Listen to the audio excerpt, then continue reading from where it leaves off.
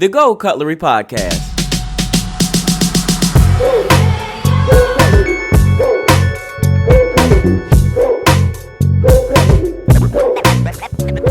Yo, what's up? This is Michael Devon. And this is Steve Owens. And this is the Gold Cutlery Podcast. Hey, yo, Steve.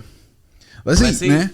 Okay, ladies and gentlemen, this is day one, all right? And Steve's already asked me how his ass looks in them pants, and I don't know how I feel about it. First of all, that was a legitimate question because I've been doing squats. Okay. And these jeans are tight, and they sitting up, and I got on a crop top today. Yeah. So hard to see, but that was a legitimate question. And yeah, you refused to answer. You said you've never looked at a man's behind before and been like, oh, that looks nice. No.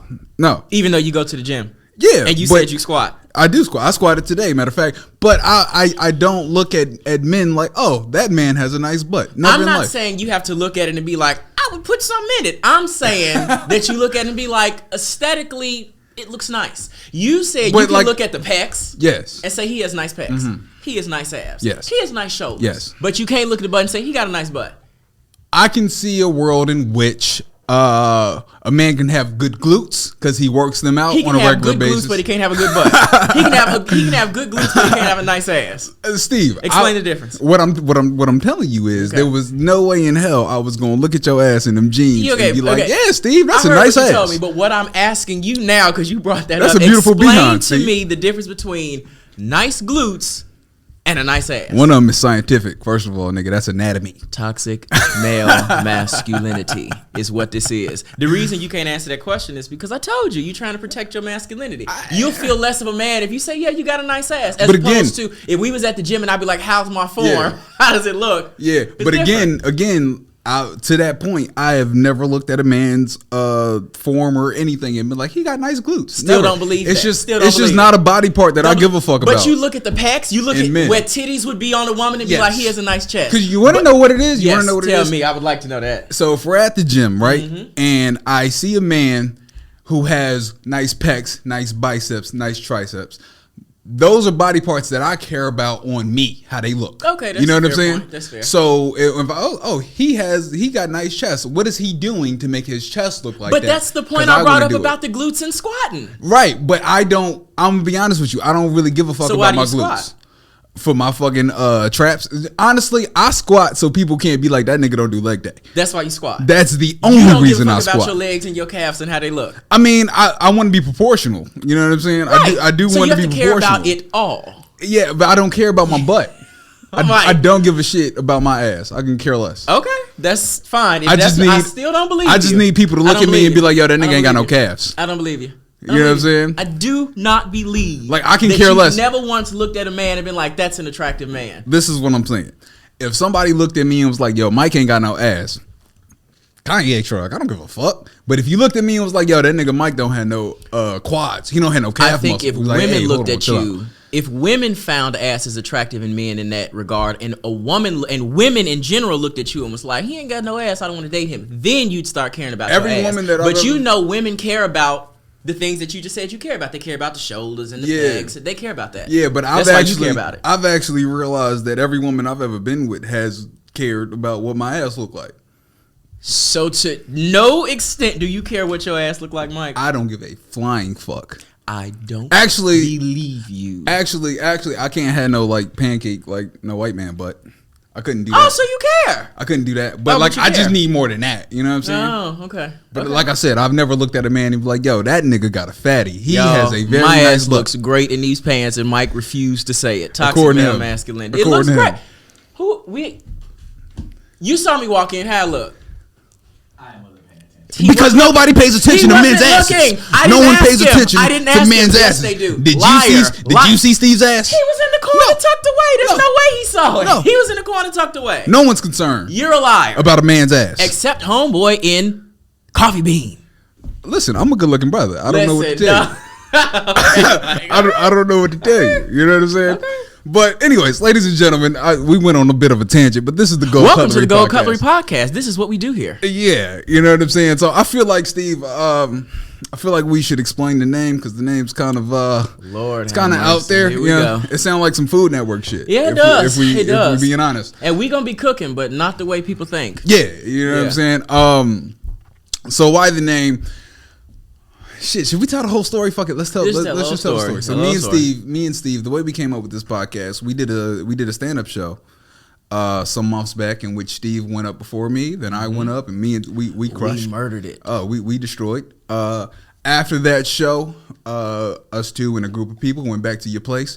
You kind of like Prince on a cool in that Chappelle episode, but whatever. We went back to your. I would take that. Yeah, we went back to your spot and we played a game called Spoons. One of my favorite games, by the way. I had never played before.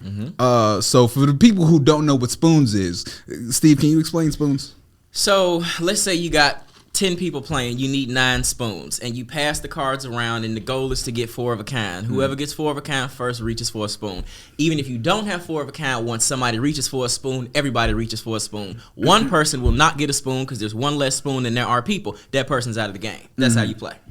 So we played. I put the spoons on the floor. Yes, talk about the spoons. Yes, you did. Yes, you did. So before we get into to your cutlery, I want to ask the producers, guys, what color cutlery do you guys have? Silver, right? Silver. Most all people, silver, no plastic handles. All silver. Oh, praise God. Most people, no plastic handles is funny. Most people either have silver or plastic. Or plastic. Yeah. So Steve goes to his kitchen in order for us to play. We know that for damn sure. Right. If you don't know, you will. Yes. So Steve goes to his kitchen to grab spoons for the game, and he comes out and he puts a bunch of gold spoons on the floor. I did. And like they were brush gold. Nigga, to the be shit fair, was gold. They was brush gold. First of all, nobody knows what brush gold is. If you look at brush gold versus gold, there is a distinct difference. It was brush gold. But anyway, it was brush gold. What the fuck is a brush gold? Ain't nothing in here brush gold. Because nothing is brush gold, nigga. Yes, you're making it up. Those spoons is brush gold. I'm telling you. Okay. Somebody know what that is. Anyways, he puts the shit on the ground, and the first thing that comes out of my mouth is, "Does this nigga have gold cutlery?" And it's just, why? Actually, the first thing out of your mouth was, why do you have gold cutlery? Can you explain? And my immediate response was, why don't you have gold cutlery? Because I'm a normal human being. I deserve gold cutlery. Why? I deserve that. Why? Because it's my birthright. I was born into this life to have all that is meant for me to have, and I want gold cutlery. So I have gold cutlery. So for me, this is the thing. If you eating off... Sorry for the folks at home who have this. If you eating off silver cutlery with plastic handles, that's a certain level. There's a certain level of belief I feel that you have about yourself, about what you deserve. I deserve gold cutlery. I'm not going to eat off of silverware, let's call it that has plastic handles and that bends. It's not my steed. I'm not going to do that. I'm gonna be honest with you. If I never had women over my place, I would have all plastic cutlery. Yeah, no, I wouldn't. And that is the duality that we created this motherfucking podcast over. We are distinctly different in that way. Yes, this nigga is bougie and borderline insane, and I'm Although normal. I'm gonna buy you gold cutlery, and I'll accept it. But you said normal. Yeah. I'll accept it. Define normal, Mike. I'd like to get into that. I don't know. I'm just because you talking shit. brother. That's why you can't. You talking shit. Yeah. You should get you some gold cutlery, and for the folks listening, if you don't have no gold cutlery, you should go get you some. Don't. Just don't. Yes. There's Why would you not want to eat off gold? Why would you eat off of styrofoam and plastic, and you don't have to? I don't care what I eat off of. I certainly do. As long as the food gets digested. I care what I sleep on. I care what I eat on. Okay, I care what I live in. Tempur-Pedic? It's a memory foam. Of course. And I have a duvet. A duvet. A duvet, yes. Okay. Yeah. Do you know what a duvet is? It's a cover. It's a cover, right? No. Oh, see? Look at me. No. The duvet, it goes over... It goes over a comforter. It's a white, down comforter. And the duvet goes over it. And you, zip it up. And you just change the duvet whenever you want to change the bedding without having to buy a new comforter each time. It's actually sensible and way cheaper than buying a new comforter set every time you want to change the sheets. I'm going to be honest, Steve. I tuned you out. See, this is what I'm talking about. But I have to point this out to you. Go ahead. That's going to determine the quality of woman you're going to be able to attract too. I want my woman. You got plastic cutlery that bends and you sleeping on Walmart sheets and you get with a woman who doesn't challenge that and she's okay with that. That's a certain quality of woman you're going to attract. Target sheets. Target. I just got some new ones the other day. It was Target. It wasn't Walmart. What's the thread count? Do me like that. I don't know, nigga. See, that's what I'm talking about. You sleeping on sandpaper and don't even know it. It ain't sandpaper. It's actually kind of nice. Okay. Anyways, well, whatever it is, fine. Anyways, let's get into some of the things that have been going on in the world. I feel like Steve, you wanted to talk about this DaBaby situation, yeah? Yeah, I guess we can talk about DaBaby situation. I might piss some people off with my ideas on this. I just might. I might even make you upset. I don't think you're gonna make me upset. Mike. Okay. It would take a lot. What do you? What I mean, it would take a lot. For me, this is one of the things where it's like, listen. Everybody is entitled to their own opinion. Yeah. Whether or not we agree with it, there are consequences that follow opinions. Gotcha. When you say things out loud, there are consequences. Whether or not I like it, that's the truth. He was entitled to say everything that he said. Mm-hmm. However, he didn't need to do that. Like you at the concert, just wave your hands in the air, wave like you just don't care that shit. That's all you had to say, and then get your ass off the stage. Gotcha. You didn't have to go into the. I didn't even really watch the video because I don't like that kind of energy in my life. But it wasn't as bad as people are making it. I mean, what was it? Something about sucking dick in the parking lot? Okay, so basically, for the people that don't know, DaBaby said, DaBaby said, he said, if you a nigga and you ain't sucking another nigga dick in the parking lot, put your phone in the air. And people did. And then he said, if you not nasty and you ain't got no diseases like AIDS or whatever that's gonna make you die in 2-3 weeks. But what was the point of that? Oh, I guess his point was to be legendary, like he later on tweeted and then deleted. What people got to understand is DaBaby made an entire career and fan base and platform off of being wild as fuck. His last song, Scat with fucking Tory Lanez, he basically said that his girl was giving him head. He slapped her and said, "Watch your teeth." Like, he's a wild boy. Yeah, but the homophobia part, that's not about being wild. That's something else. And this is what I want to ask you. Yeah. What did he actually say that was homophobic? It wasn't what he said. It was sort of the connotation behind bringing up the fact that if you didn't suck another dick in the parking lot, behind that statement, it presupposes that there's something wrong with a man sucking dick. Or is something wrong with sucking dick in the parking lot. And it is. Okay, go into that, Mike. It's just like I can see how somebody heard what he said and so in none of his songs has he never talked about getting head in the front seat of a car? I don't know. He's a wild boy. You just said that a second ago. What then is the difference between him getting head in the parking lot and the nigga sucking dick in the parking lot? Hey, first, well, it's alleged that he said that he gets head in the car. I can't confirm.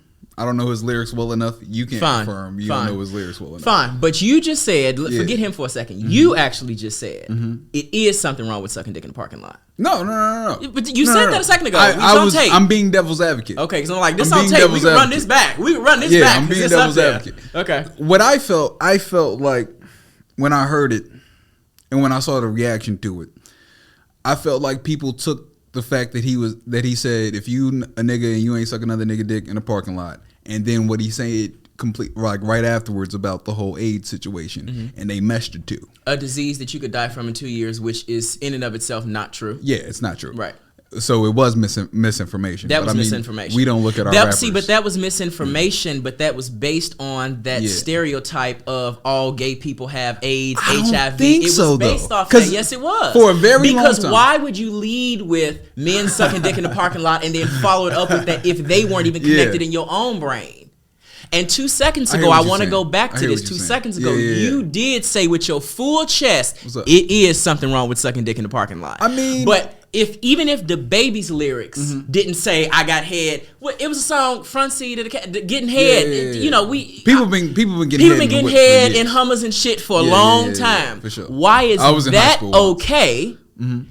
Yet a man sucking dick in the parking lot is okay. A woman can do it all day long, but a man doing it is wrong. Why is that? There's something to unpack there. I hear what you're saying. Yeah, there's something to unpack there. I feel like the argument could be made both ways. You know what I'm saying? And it was just weird to me. It was weird to me that people were like, he talked about AIDS. He's talking about gay people. And I was like, I understand that used to be a stigma that AIDS was a gay disease. Like, but it's not anymore. Well, but he connected them. These are his own words. He started with talking about men sucking dick in the parking lot, and then followed up with people having AIDS that'll kill you in 2 years. He made that connection.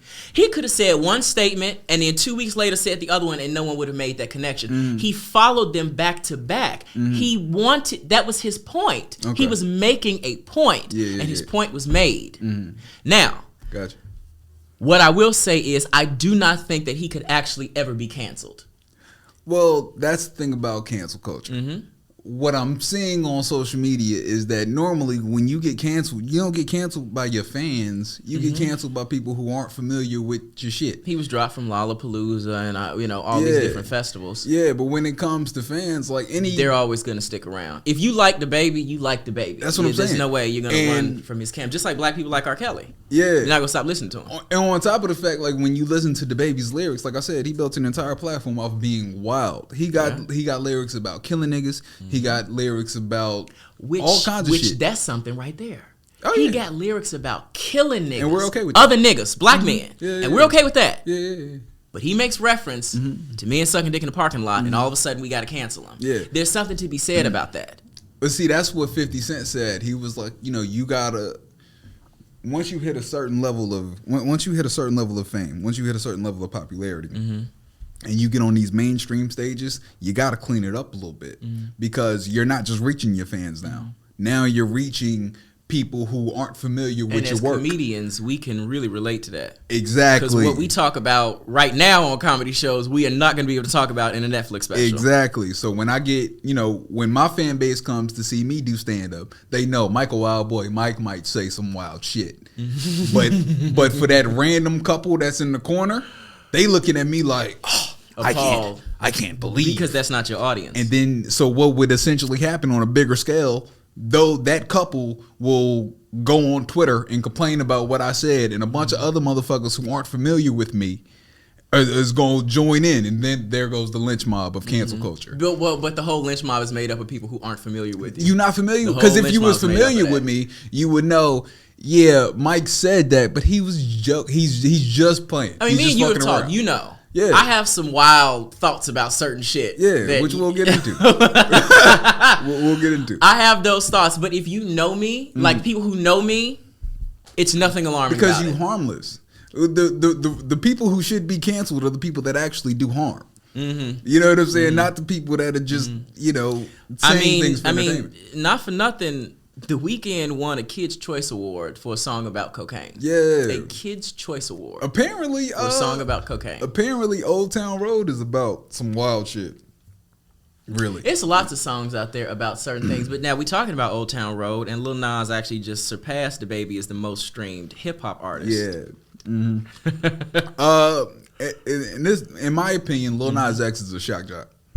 A gimmick rapper. I wouldn't say he's a gimmick rapper because he's talented. You know what I'm saying? But I will say the more outraged people get, he's like, all right, boom, I'm going to get more outrageous. You know what I'm saying? Well, I think it was intentional. Like, Montecito, what was the name of the video? Where he was kissing the devil like that. That was an intentional jab at religious folks, and he knew it would cause a fervor, and that's exactly what it is. He's like, oh, you mad? I'm going to make you more mad. I'm going to make you madder. Yeah, because either way, it's money for me. But to that point, though, he had naked men dancing in the video. In the most recent joint with Jack or Harlow. in that particular video, naked men, but in other videos, men who were nearly naked. We've been looking at naked women dancing music videos for decades. This is true. So and it's just for a lot as of above, people, so below. Yeah, for a lot of people, they just shocked. They just like, what is this world? We living in LA, we see shit like that. We see it, and it's not a big deal. Right, but if you live in Tuscaloosa, you like the world coming to an end. The world is just opening up, folks. We've been looking. Remember the tip drill video? Of course. On BET Uncut. Lil Nas swiping the credit card. Hey, his video ain't shit. Yeah. Compared to what that was at that time. Yeah. Staying up to 2:00 in the morning, turn the TV all the way down. While you playing, you just gave Lil Nas X a brilliant idea. If he wants to raise the stakes again, he should just recreate. He should recreate tip drill with all dudes, with all men. That shit. I want the whole credit card swiping in the air. I want all that of it. That was one of the best parts of the video, by the way. And to our point earlier, I probably wouldn't watch it. I probably would. And again, I have no issue with it at all. It's just, hey, that's not made for me. And as a society, I want to break that down because women can look at naked women on magazine covers, in music videos, on billboards, and not bat an eye. Why is it that men? There was years ago they put Odell Beckham on the cover of ESPN. They did that whole naked athlete spread. I don't want to look at no naked men, but women look at naked women and have been for decades. Why is it that as straight men, there is a terror, this fear of the naked male body. And we touched on this earlier when I was talking about the gym and I asked you how my ass look in these jeans. Well, I can speak on that only from the perspective of the culture that I've resided. You know what I'm saying? A black straight man in society. You know, as somebody who knows a lot of white people are extremely comfortable with I guess homosexual jokes, and I don't know. I think white people get to be more comfortable with their sexuality. And the reason this is that black men know that a black woman is not going to be okay with their man doing this, that, or the other thing when it comes to homosexuality. And so then they end up being down low. Yeah. That doesn't make your man any less gay. Yeah, it just means he ain't gonna tell you. Sure. Yeah. But even straight dudes, like we're talking about toxic straight male masculinity. Mm-hmm. Even a straight man is not going to, like, for instance, with the conversation we had earlier about your ass looking nice in your jeans or whatever. Because it does. Anyways. Let's say I were to admit to that right now on our podcast and be like, "Yo, Steve, you got a fatty, boy. That thing is nice." But that's not the question. But let's say that I said that, right? That's extreme. But that's extreme, right? As opposed to you being like, "Yeah, your ass looks nice." Let's say it looks nice. Let's say that clip goes viral of me talking about how nice your ass is. Sure. That lowers my stock when it comes to black women. I think that it lowers your stock when it comes to black women that aren't for you. If you say that and that goes viral and certain black women begin to reject you, they were never for you in the first place. If that's how you truly feel, let's just assume you truly feel like, yo, your ass looks nice in those jeans, and you voice that. Yeah. And these women stopped messing with you because of that. They weren't for you. Yeah. You need to be with somebody who can accept you fully, and that's the problem that we have. Yeah. And what we have not unpacked within the African American community is where homophobia comes from. It comes from slavery. It comes from the act of buck breaking. It comes from the mass and the overseer making the black woman watch the black man get in this case, this sense, raped and degraded in front of them. But we have not yet disassociated rape and buck breaking from consensual monogamous relationships. We haven't separated that yet. That's a valuable point. And if we were playing that game Never Have I Ever, and somebody asked that question, just a mixed bag of us, and somebody asked the question, never have I ever been with somebody the same sex, every girl in the group's finger could go down, meaning she has been with somebody the same sex. Nobody bats an eye. Yeah. If your finger goes down, the whole room erupts. Right, and you want to know why? Because when that girl's finger goes down, every dude in that room will still fuck that girl. If a dude puts his finger down, the women in the room gonna be like, "Oh no, I don't want him." Why? Gay. But see, why is that? I don't know. Because we would have to have a woman's perspective on this. And you know what? I know the perfect girl to bring on the show then, because we will need a woman's perspective on this. Because I got my own perspective, but it's a little skewed. Yeah. Because when you look at white boys, you know. White boys grow up and be married to a woman that is well aware that he used to be bisexual in and they don't college. Care because they love the person. Don't give a shit. And they white people have never made an association between consensual monogamous same-sex relationship and buck breaking, because it didn't happen to them. It happened to us. We have not disassociated that yet. Yeah, and it's unfortunate, because as much as black women like, my man can't, it doesn't diminish the number of gay black men in the world. The number stays the same. What it diminishes is his ability to be honest with you. Yeah. So what happens is, if you watch my show Burning Sage, what ends up happening is exactly what I depict on the show. Plug your shit one more time, nigga. On my show Burning Sage, follow me on Instagram at I am Steve Owens, and you can watch. Indeed. Based on real life, this has actually happened. Sage, the character, is sitting on the couch next to this guy, Trevor, who is straight. Trevor's texting his girl saying he with his homeboy, but he's sitting with Sage. They have sex. Trevor leaves to go off and be with his girlfriend, and she is none the wiser. Yeah. She opens the door with open arms. Yeah. You know what turns black women off more than a bisexual black man? What? A broke man. They'll be with a man who can provide. If you had money and you was bisexual, you might do a little bit better than being straight and broke. Although I don't know, because broke dick be good dick. Explain Atlanta. The TV show? No, the city. There are so many women out there that are married to gay black men. Yeah, but they don't say it. Right, but he provides. So hey. You can see, but thinking something and knowing it are two different things. Okay. You can think, something's interesting. Yeah. That's interesting. But I wonder what that's like. But to know is to like see it. You can trick yourself into believing that what you think ain't really reality because there's no proof of it. Yeah. So there's lots of women who are married to men who are not straight. I wonder what that's like the first time you realize my husband might be gay. I wonder. That is a hysterical point. Let me tell you something. That is funny. Like what did he do to make you be like, oh shit? When I was in college, there was a girl who came to me and asked me, "Do you think my boyfriend is gay?" We were doing. If you gotta ask, it's probably yes. We were doing a show. I won't get into. We were doing a show. And I knew that her boyfriend was because we had already had experience. Steve! So I knew. Steve! Out here fucking women's dudes. Steve. So I knew that. Yeah. So she asked me, and I was like, first, don't ever ask a question you don't truly want to know the answer to. Oh, Jesus. And she said, but I want to know. And I said, I'm going to repeat it again. Don't ever ask a question you don't truly want to know the answer to. Did you tell her? No, I did not tell her. No, I did not tell her. That's anticlimactic. What I said was, if you have to ask, it's because you already know. That's what I said to her. It's not on me to out him. I said that. That's a fact. And I said, and secondary to that, it's not going to change anything anyway. Yeah. You're not going to break up with him because if I was to say yeah, it wouldn't change anything. And of course, she was still with him for a year and some change after that. So what difference did it even make? Yeah. You can know. Oh, hold on. So, well, I guess she assumed and then stayed with him. Because again, knowing and being able to proving are two different things. Yeah. You can know and trick yourself into believing that you don't. Yeah. But when something is blatant, like if she was to walk in and see him, or like even if she saw text messages in his phone, well, if you she can still trick yourself out of that. And he cheating, so. He'd be cheating, but there's the proof, and then there'd be no more, I'm talking myself out of this.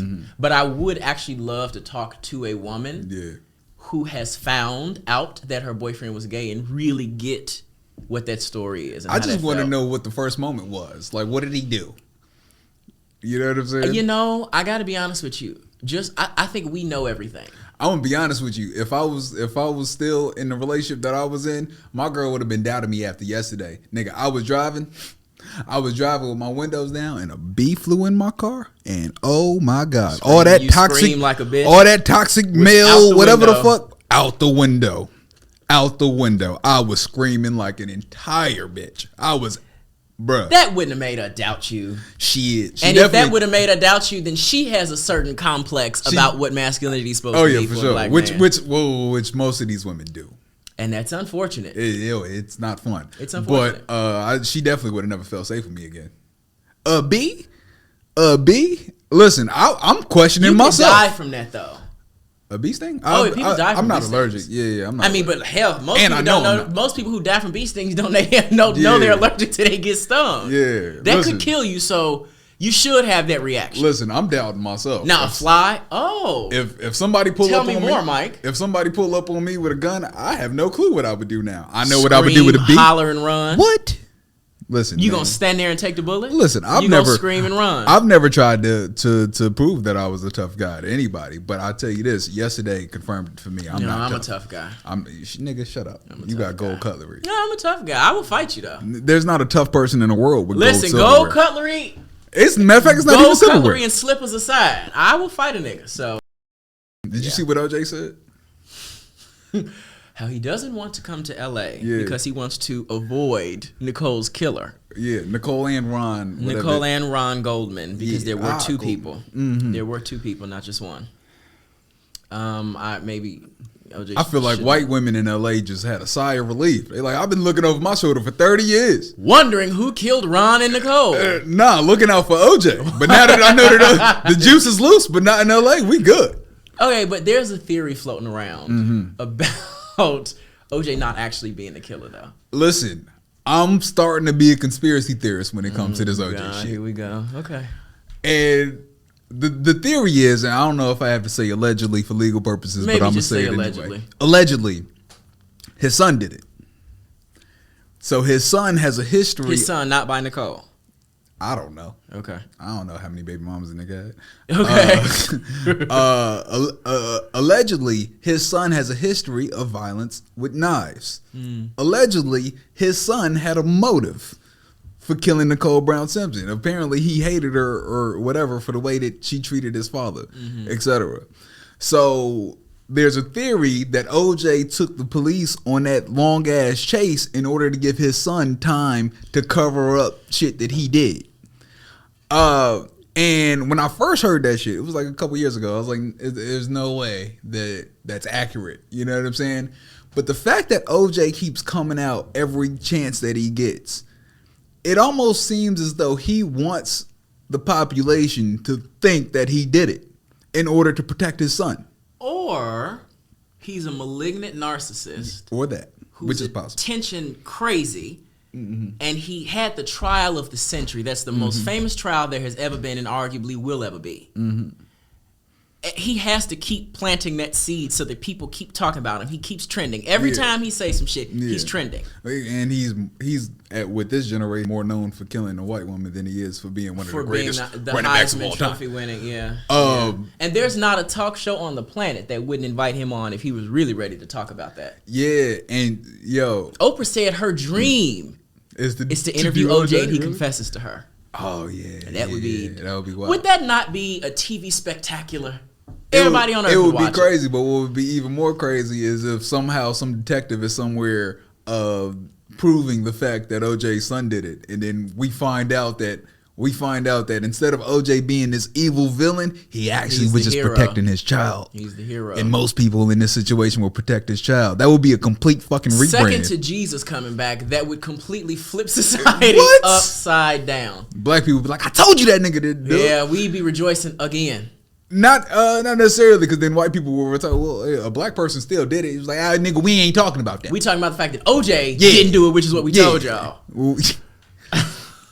But I hear it, but at the same time, there was so much physical evidence planting OJ at the scene of the crime. The bloody thumbprint, Nicole blood in his crib, the bloody sock, the finger cut. It was so much like his blood all over the crime scene. He had to cut himself and go there and sprinkle it. And it was Cuba Gooding Jr.'s amazing portrayal of a guilty man in that fucking show. Cuba was great. Did you see that show? I watched it 2 times. Yeah, that show was amazing. That show was so good that you almost hoped for a different outcome. You almost hoped the show would end differently than we knew it was going to end. And Cuba got Me Too. Cuba's out here wilding. Super wilding. He in court now. I heard he got Me Too. Yeah, Cuba. What did Cuba do? Cuba was just on some Dikembe Mutombo. Oh yeah, but he was on some Dikembe Mutombo shit. Like he'd be at the club who wants to fuck Cuba Gooding? Well, you don't even think of Cuba like that. I've seen Cuba Gooding out at Harriet's. Was he wilding? He was sitting. He was chilling. He didn't even say a word. He must not have been on that cocaine. Maybe not. That cocaine, because maybe not. Niggas be out here. It make you act different, What, cocaine? I've never tried it. Well, I haven't tried it either, but I know people who have. I thought you was about to admit it on the podcast. I was like, Steve, this is better than I thought it would be. That one summer I was addicted to cocaine. Yeah, no, I know people who do it, and it changes you. That nose candy will get you. I can't snort no shit in my nose, yo. Water getting in my nose, it's already, Yeah, like noses are obviously exits. You know what I'm saying? They're exits. I mean, Mike, look who you talking to. There's obvious exits that I don't treat as exits in real life. Come on. I was going to reference that, but I'm glad you did it. But a nose, nigga, a dick can't go in your nose, Steve. I'm sure you may have tried. But no. A nose is an exit. Twice. A nose is an exit unless you get in a COVID test, people. And that shit's horrible. Yeah, that's torture. Because they go too high and the motherfucker be up here. So yeah, that shit is tough. What else? What else did we want to? Well, how much more time do we have? What we looking like? Look, ain't nobody. They don't even know. That y'all means were so into the conversation. 20 to 15. Left? Yeah, 15. Oh, beautiful. We got plenty of time. There was something else that we wanted to discuss, Steven. What was it? We talked about this last night. Well, you see, Shorty is getting in trouble for making fun of Whitney Houston. And for the people who don't know, Steve is... I so wish we could just put that video up. Steve is a huge Whitney Houston First of all, huge is an understatement. Give me my credit. Okay, I'm sorry. I'm the biggest Whitney Houston fan on earth. Seriously. Give me your top 5 entertainers. Top 5 musical entertainers? Entertainers, period. Whitney Houston, Bill Cosby, Tina Turner. Oh shit, Steve! Yeah. Steve, you gonna drop that bomb on the people? Tina Turner. Bill at 2? Bill Cosby in the 80s and before, prior to 1992. Bill Cosby is Bill Cosby. Yeah, I watched Little Bill every morning before going to school. So what you're saying is, hold on. So what you're saying is, you saying you're a Bill Cosby fan, but Bill in the 80s and the 70s. Bill Cosby is arguably one of the greatest comedians that's ever lived. Yes, that objectively. As an artist, we're talking. Okay. Do I want to emulate his personal life? No. Okay. See, what I thought you were saying is that you stopped being a fan of him around the 80s. I was like, so when he's not raping women, you're like, I'm good on Bill. Yeah. So, for me, here's the thing. I grew up watching The Cosby Show. Everybody else in America did. Yeah, we all did. I looked at them like, I want to be like them and live in a brownstone and wear nice sweaters and all of that. And I can appreciate that and respect it for what it was and is. Gotcha. Where you lose me, though, is when you start, allegedly anyway, drugging and raping women. With most people, that's where you lose most people, and that's about where I got lost in that. Okay. But I named 3, and then my other 2 would be Beyonce and who is my 5th? Who is my Dave Chappelle? Yeah. Dave. Yeah. Those are my 5. That's a solid list. Give me your 1, 2, 3 again. I already forgot. I know Whitney 2 was Houston, Bill. Bill Cosby. One Tina was Turner. one. Okay. That makes sense. Tina Turner. Yeah. Listen, I don't care what nobody says. I got a confession. What? I've never seen that movie. What's love got to do with it? Never seen it. It wouldn't really do her justice anyway. Okay. It wouldn't really do her justice. But Tina, one of the greatest female entertainers that's ever lived. We have Beyonce because we had Tina Turner. Yeah, that's what I was going to say. If you look at Beyonce's stage performance, the hair, the costumes, that's Tina Turner.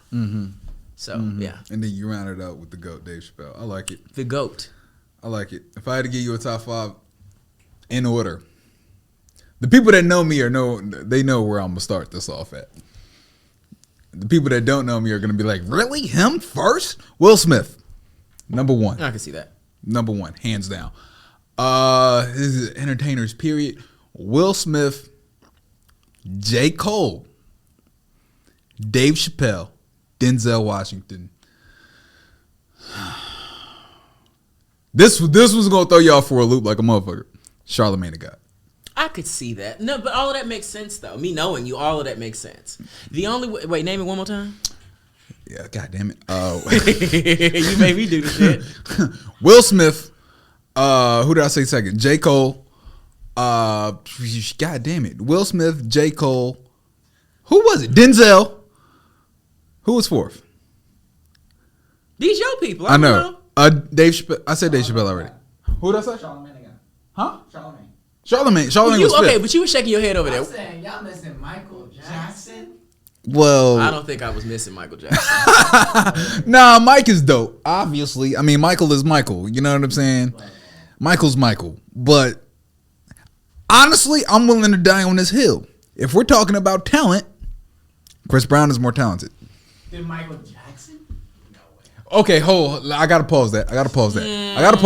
Because other people can hear you. yeah, I gotta pause that because Michael he produced his own shit, he wrote his own shit. That is impressive. So I probably shouldn't say that he's more talented, but when it comes to dancing, which everybody says that Michael Jackson is the greatest dancer of all time. If you objectively watch Michael Jackson dance, it's good. But if you watch Chris Brown dance, is a better dancer. Chris Brown might be the greatest dancer of all time. But talent, I don't know that talent alone is enough to make a person great.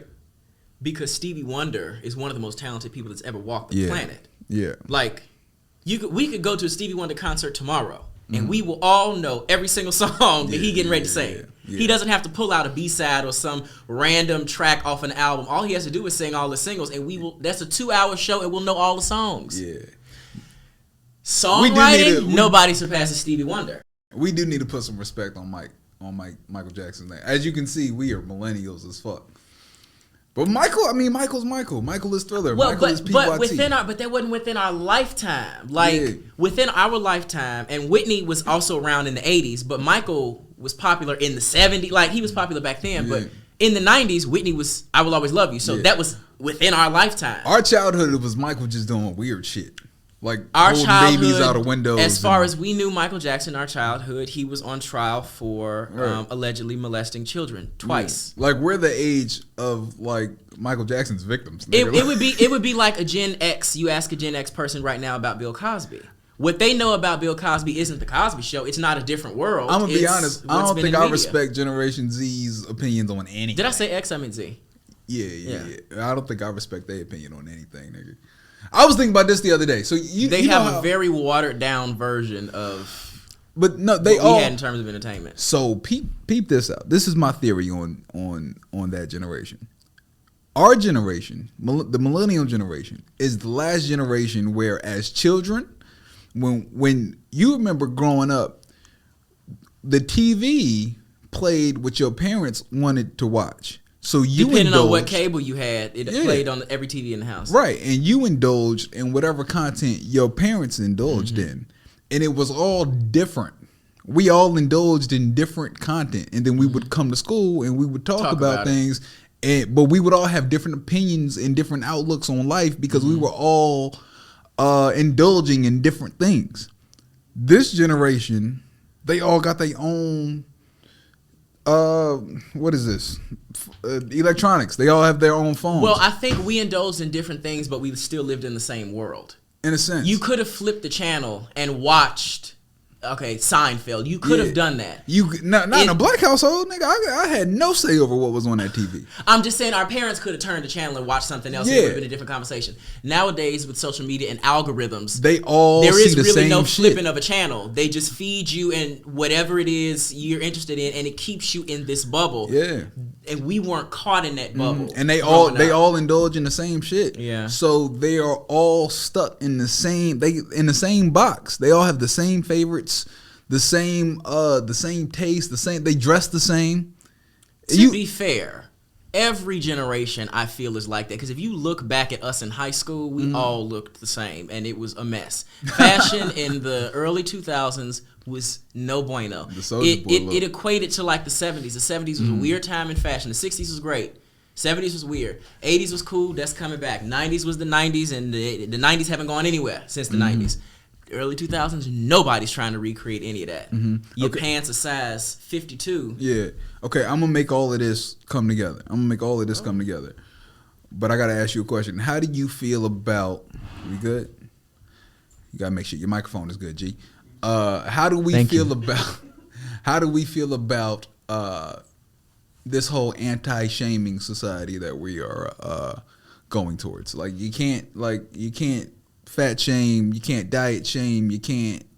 So I'm a slim guy, right? Gotcha. I was really skinny. I wouldn't even use the word slim when I was younger. And I would go in places and it was almost always overweight women in particular who would do this, black women. But that's just a level of familiarity because we're both black, so they felt comfortable saying it. Ooh, you need to eat something. You too little. You too skinny. Ooh, baby, you need to eat. They just want to feed you. If I said to you, ooh, you need to skip a meal. You too fat. I would be wrong. Yeah. Why is it okay it's punching down. for you to attack my skinniness and shame me for being skinny and skipping lunch yesterday? Yeah. But I can't shame you for the way your body looks. Yeah. That's not fair. We got to make this equitable here. I think shame is a good thing. I think shame is a legitimate emotion that human beings feel for a real reason. And that reason is that there are certain things, there are certain emotions, there are certain lifestyles, there are certain habits that are negative, that aren't good.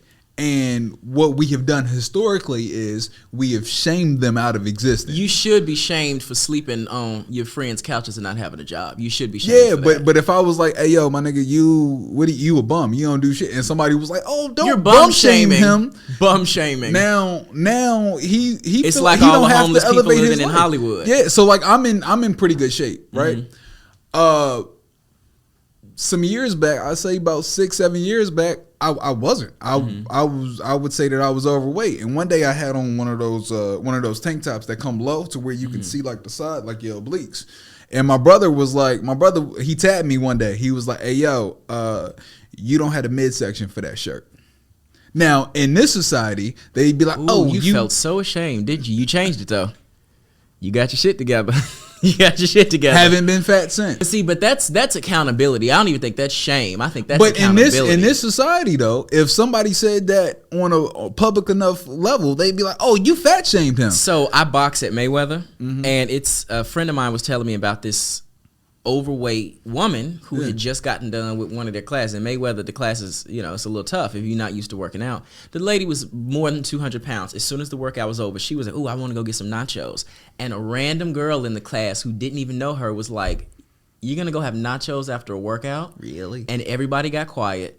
The lady's face turned red and was super ashamed. And I was like, where was the invalid point though? Exactly. If you're in a workout class, it's to lose weight, and you just finished the workout and you said, I'm going to go have nachos. You may as well had not come at all and just went and had the nachos. Now, I think we're putting entire too much value on people's feelings. People's feelings are valid. Well, feelings are indicators. Feelings are not facts. Yeah, and they can't persist. Sometimes feelings are there to motivate you to do better. So with her saying, you really gonna get some nachos after a workout?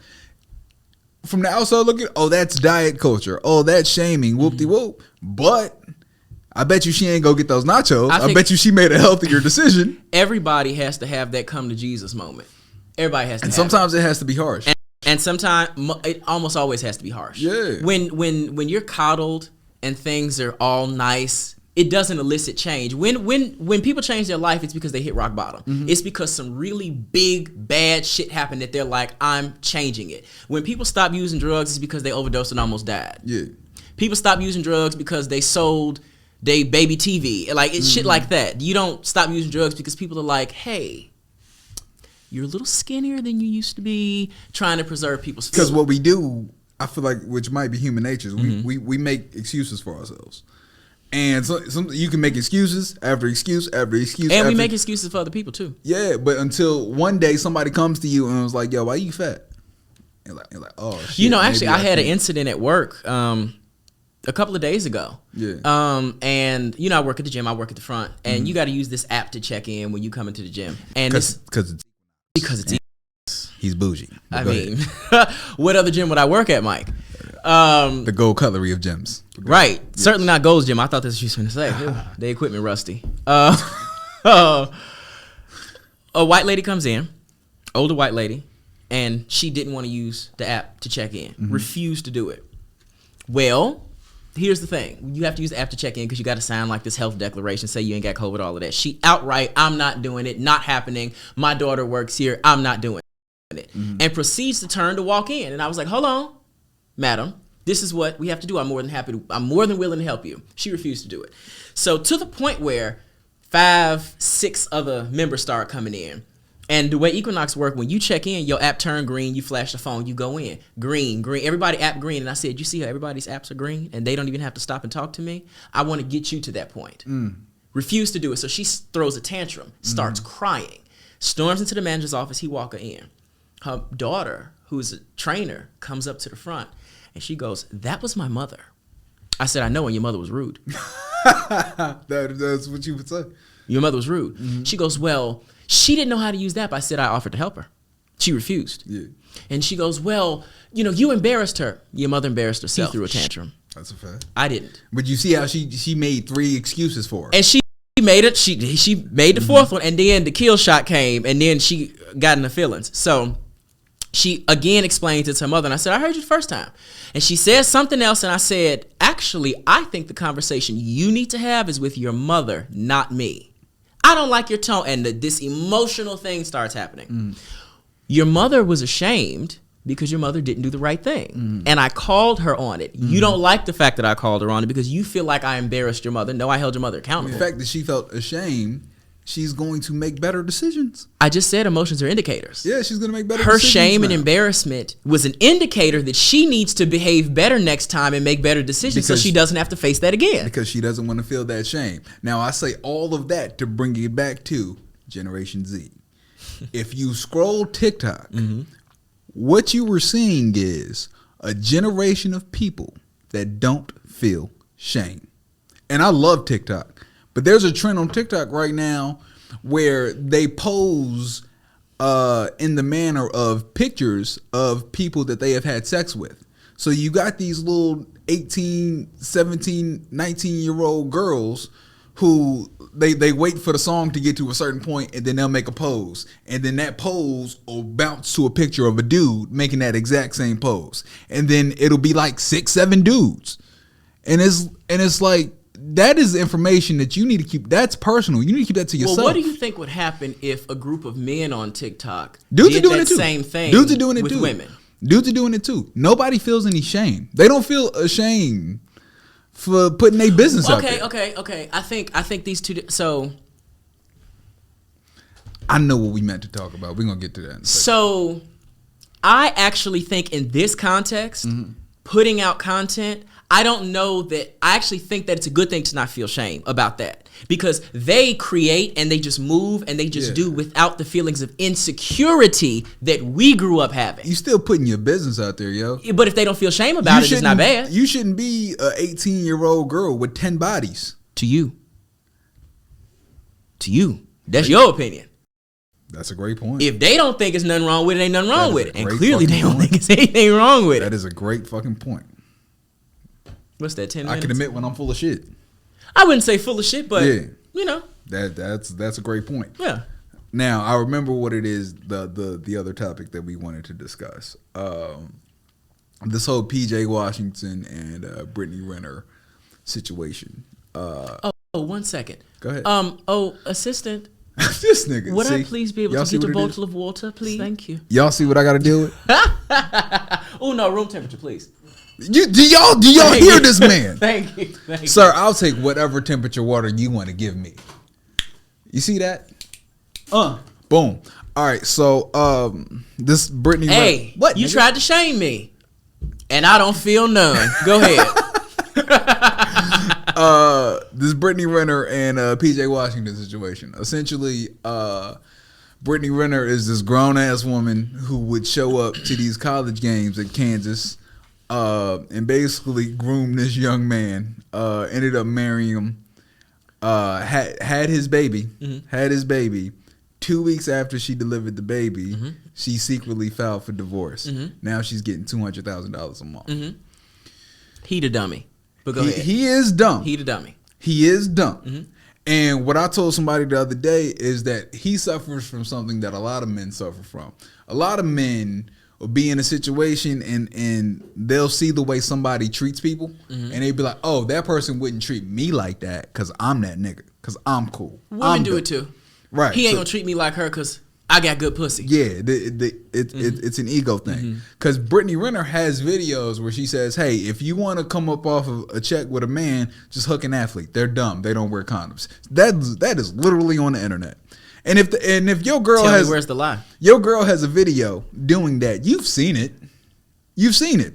And but on that same token, don't they say that this is a societal thing? Don't they say that typically a man wants a woman for her body, and that a woman wants a man for his money? Isn't that a saying? That's an evolutionary thing too, though. Right. If we were living in a mud hut back in the bush, a woman would need a man who looks like he could kill somebody or an animal for her, and a man wants a woman who's voluptuous because it looks like she can bear healthy offspring. Right. So my follow-up question to that is, when a man takes advantage of a woman for her body, he's held accountable. He's publicly shamed. He's jailed. He's canceled, etc. Why isn't it that when a woman takes advantage of a man for his money, she's applauded? Yeah, sis, get that bag. And then on that same token, we look at the man and be like, you stupid. How is that not victim shaming?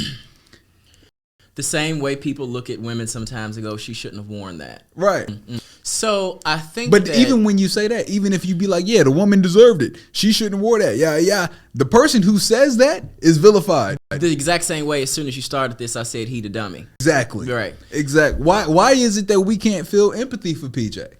Even though he's stupid. He's stupid. Well, we don't consider that a violation, right? What? Like, so money. We don't consider taking somebody's money to be a violation of a person, even though, so consent, right? Mm-hmm. When we talk about consent, most of us get this picture in our head of a sexual experience. Mm-hmm. She didn't offer consent. He took advantage of her without her consent. Well, in this case, manipulation is manipulation.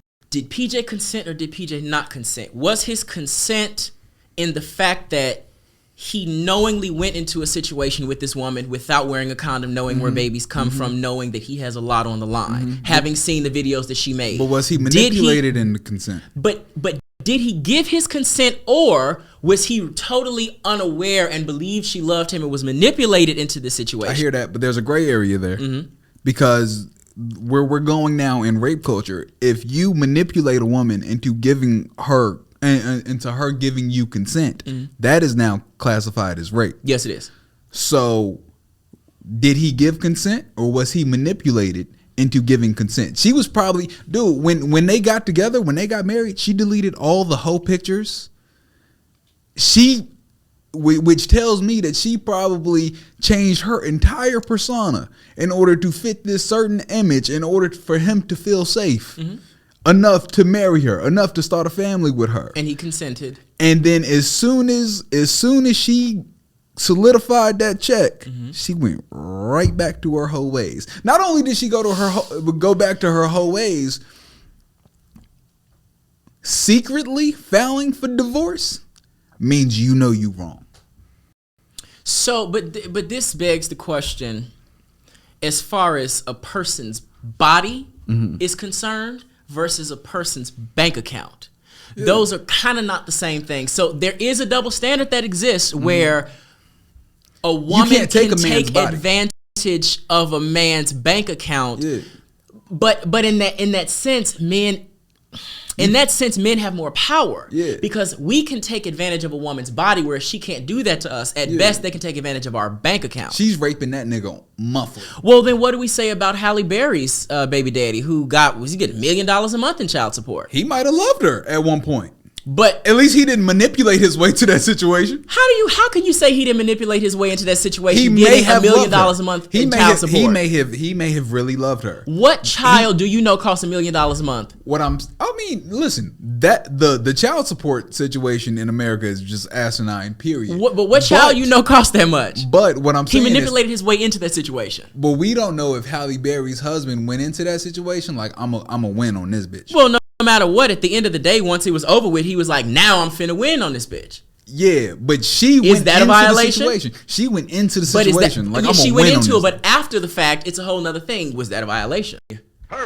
Perfect. Listen, ladies and gentlemen, this has been the first ever episode of the Gold Cutlery Podcast. My name is Michael Devon. My name is Steve Owens.